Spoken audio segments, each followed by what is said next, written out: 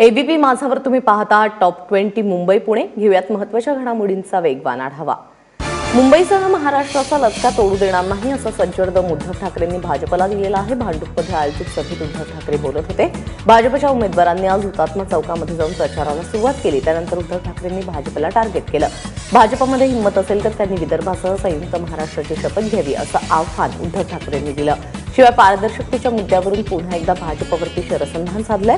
नोटबंदीच्या मुद्द्यावरून लोकांना होणाऱ्या त्रासाकडे देखील त्यांनी लक्ष वेधून घेतलं. जर का 114 जागा दिल्या असते तर पारदर्शकता दिसली असती. आणि कशासाठी मी 114 जागा देऊ? मर मरतो तो माझा शिवसैनिक मरतो निवडणुकीमध्ये. मर मरतो लोकांच्या सुखदुःखात तो माझा शिवसैनिक मरतो.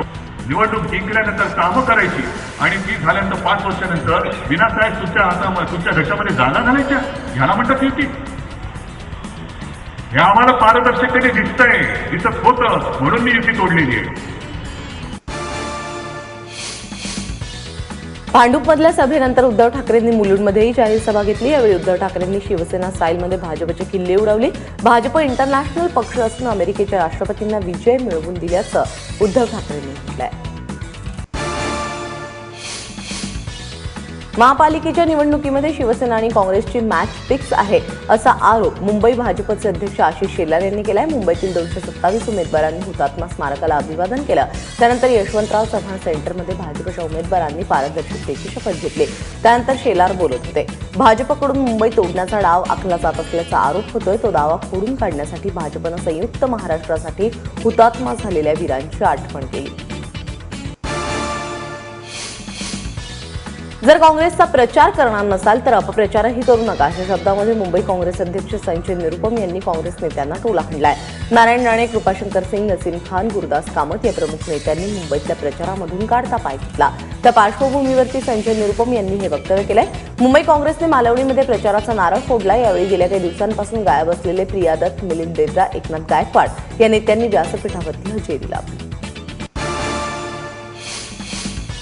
तिकडे ठाण्यामध्ये शिवसेनेचे उमेदवार माणिक पाटील यांनी प्रचाराचा नारळ पत्नीला भिरकावून मारल्याचा प्रकार घडलेला आहे. ठाण्यातील शिवसेनेचे उमेदवार माणिक पाटील यांची प्रचार सभा होती. त्यावेळी प्रचाराचा नारळ फोडण्याचा कार्यक्रम होता.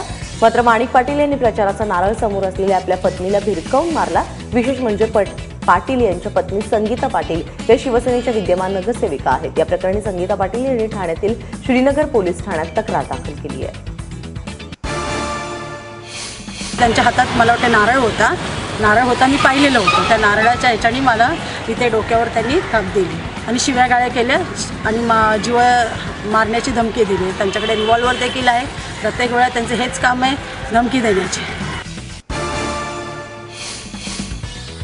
ठाणे महानगरपालिका एक हाती काबीज करण्याची स्वप्न पाहणाऱ्या भाजपला तब्बल 22 बंडखोरांनी आव्हान दिलंय. ठाणे महानगरपालिकेसाठी उमेदवारी न मिळाल्यामुळे भाजपच्या बंडखोरांनी मोड बांधलेली आहे. पत्रकार परिषद घेऊन त्यांनी भाजपच्या कोर कमिटी विरोधात उघडपणे नाराजी व्यक्त केली आहे. अनेक वर्षांपासून पक्षासाठी काम करणाऱ्यांना तिकीट वाटताना डावलण्यात आलं आणि काल परवा पक्षामध्ये आलेल्यांना उमेदवारी मिळाली असा आरोप बंडखोरांनी केलाय. त्याचबरोबर पैसे घेऊन तिकीट वाटप झाल्याचा आरोपही इच्छुकांनी केलाय. ठाण्यातील भाजपच्या नाराज कार्यकर्त्यांची मनं वळवण्यासाठी आता संघ परिवाराने पुढाकार घेतल्याचं समजतंय. ठाण्यातील संघ परिवारातील सदस्यांनी श्रीराम व्यायामशाळा या ठिकाणी बैठक घेतली. मात्र संघाच्या सदस्यांनी असा कोणत्याही प्रकारे हस्तक्षेप केला नसल्याचं ठाणे शहर अध्यक्ष संदीप लेले यांनी स्पष्ट केलं आहे. गर्दी नसल्यामुळे चर्चेत राहिलेल्या साहित्य संमेलनामध्ये ठराव मांडताना देखील गोंधळ झाला. कल्याण डोंबिवली महानगरपालिकेच्या हद्दीतून 27 गावं वगळण्यात यावी असा ठराव मांडण्यात आला. पण या ठरावाला महापौर राजेंद्र देवळेकर यांनी विरोध केला. यावेळी 30 ठराव मांडण्यात आले. यामध्ये मराठीला अभिजात भाषेचा दर्जा द्यावा, मराठा समाजाला आरक्षण द्यावं, राम गणेश गडकरी यांचा पुतळा पुन्हा एकदा बसवावा, doctor Dabholkar, doctor Pansare, comrade Pansare यांच्या हत्येचा तातडीने तपास करावा हे ठराव मांडण्यात आले. डोंबिवलीतल्या साहित्य संमेलनाच्या शेवटच्या दिवशी गर्दी होणार या आशेने आयोजकांनी काव्य संमेलनासह महत्त्वाच्या कार्यक्रमांचं नियोजन केलं होतं. मात्र राज्यभरातील साहित्यिकांनी आणि त्यातही डोंबिवलीकरांनी साहित्य संमेलनाकडे सपशेल पाठ फिरवली. काल सकाळच्या सत्रामध्ये काव्य संमेलन सुरू असताना हाताच्या बोटावर मोजता येतील इतकेच श्रोते उपस्थित होते. दुपारपर्यंत हे चित्र कायम होतं. मात्र मध्याह्नानंतर मंडपामध्ये तुरळक गर्दी पाहायला मिळाली. साहित्य संमेलनाच्या समारोपाच्या कार्यक्रमाला सांस्कृतिक मंत्री विनोद तावडेंनी हजेरी लावली.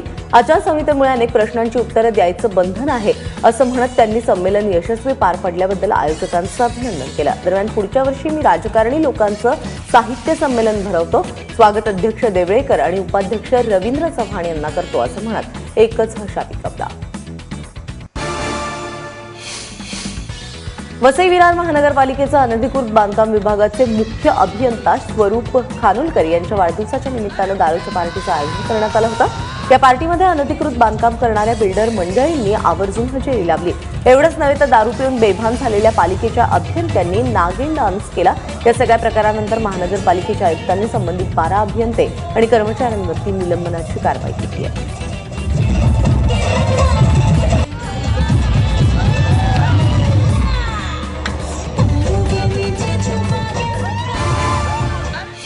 सार्वजनिक ठिकाणी शासनामध्ये जर कर्मचारी काम करतो त्यांनी जबाबदारीने वागणं आवश्यक आहे.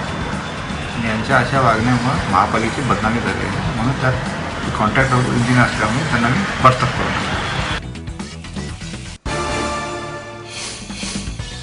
पुण्यातील वारजे भागातील भाजपच्या उमेदवार रोहिणी भोसले यांच्या उमेदवारीवरती सुष्मिता चौधरी यांनी आक्षेप घेतला. प्रभाग क्रमांक 31 साठी भाजपनं सुरुवातीला सुष्मिता चौधरी यांना एबी फॉर्म दिला. 3 फेब्रुवारीला सुष्मिता चौधरी यांनी 11:15 वाजता उमेदवारी अर्ज दाखल केला. मात्र काही तासानंतर चक्र फिरली आणि भाजपनं रोहिणी भोसले यांना एबी फॉर्म दिला. उमेदवारी अर्ज दाखल करण्याची वेळ दुपारी 3 वाजेपर्यंत होती. मात्र रोहिणी भोसले यांनी 4 वाजता अर्ज दाखल केल्यामुळे त्यांची उमेदवारी रद्द करण्याची मागणी चौधरींनी केली आहे. पुण्यामध्ये रिपाई आठवले गटाचे उमेदवार भाजपच्या चिन्हावरती निवडणूक लढवणार असल्याचं समजतंय. रिपाईच्या एका गटानं उघडपणे नाराजी व्यक्त केलेली आहे. नाराज गटाकडून पुणे रेल्वे स्थानकासमोरच्या बाबासाहेब आंबेडकरांच्या पुतळ्यासमोर निदर्शनं करण्यात आली. तसंच भाजपच्या चिन्हावरती निवडणूक लढवणाऱ्यांचा प्रचार न करण्याचा इशारा नाराज गटानं दिलेला आहे. पुण्यातील आरपीआय आठवले गट भाजपामध्ये विलीन झाले का असा परखड सवाल नाराज उमेदवारांकडून विचारला जातोय. महानगरपालिका निवडणुकांच्या तोंडावरती मनसे विद्यार्थी सेनेच्या उपाध्यक्षांनी राजीनामा दिलेला आहे. पैसे घेऊन तिकीट वाटप झाल्याचा आरोप अखिल चित्रेनं केलेला आहे. वांद्रे पूर्वच्या वॉर्ड क्रमांक 95 मधून चित्रे निवडणूक लढवण्यास इच्छुक होते. मात्र या ठिकाणी मनसेकडून सुमन तारीख यांना तिकीट देण्यात आलं. मनसेच्या वरिष्ठ नेत्यांच्या सहकार्याने विभाग अध्यक्ष सुनील हर्ष यांच्या अयोग्य रीतीने तिकीट वाटप केल्याचा आरोप चित्रेंनी केलेला आहे. मात्र पदाचा राजीनामा दिला असला तरी पक्ष सोडणार नसल्याचं त्यांचं म्हणणं आहे.